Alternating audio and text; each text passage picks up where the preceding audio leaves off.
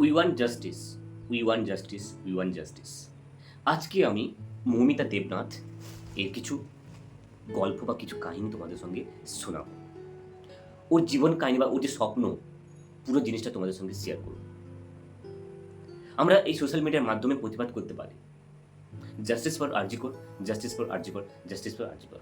চলো, পুরো ঘটনা আমি তোমাদের সঙ্গে শেয়ার করব মৌমিতা দেবনাথের পুরো কাহিনী। চলো, ১৩ বছর আগে কোচিন থেকে প্রেম, রাত ১১টায় শেষ কথা।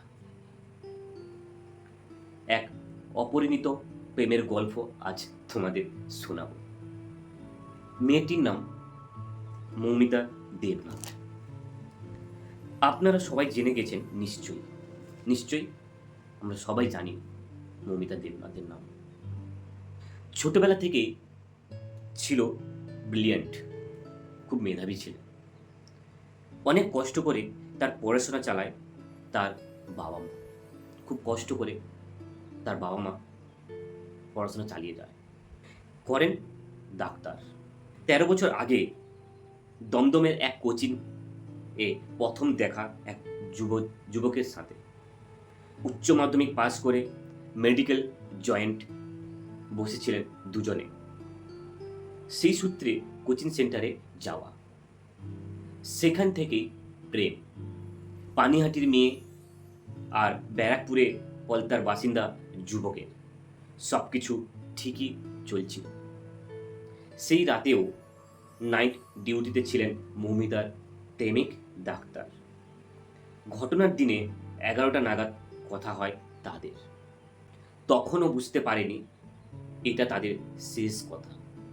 ডিউটিতে ছিল বলে বেশি কথা বলার সময় হয়নি মৌমিতা দেবনাথের। পরে ফোনে চেষ্টা করেও পায়নি মৌমিতাকে। মেসেজ করে, তবুও রিপ্লাই করেনি সে। ছেলেটি ভেবেছিল সে ডিউটিতে ব্যস্ত, তাই রিপ্লাই করতে পারেনি। কিন্তু সেই রাত দুঃস্বপ্নে পরিণত হবে কেউ ভাবতে পারেনি। মৌমিতার বাড়ির সামনে তার নাম লেখা নেম প্লেটটা জ্বলজ্বল করছে। যেই বাড়িতে সানাই বাজার কথা ছিল, সেই বাড়িতে এখন শোকের ছায়া, কান্নায় শব্দ। এরপর কি করবেন বুঝতে পারছিল না মৌমিতার চিকিৎসক প্রেমিক। যারা এই কাণ্ড ঘটালো তাদের কঠিন শাস্তি হোক, শুধু এটাই বলেছেন। এবার আপনারও আওয়াজ তুলুন, কারণ এটা শুধুমাত্র ডাক্তারদের নয়, এটা আমাদের মা, বোন আর আমাদের মেয়েদের সুরক্ষার লড়াই। এইটুকু ছিল মৌমিতা দেবনাথের কিছু কাহিনী, কিছু ছোট্ট গল্প তোমাদের সঙ্গে শেয়ার করলাম। যাওয়ার আগে একটাই কথাই বলবো, we want justice, we want justice, we want justice.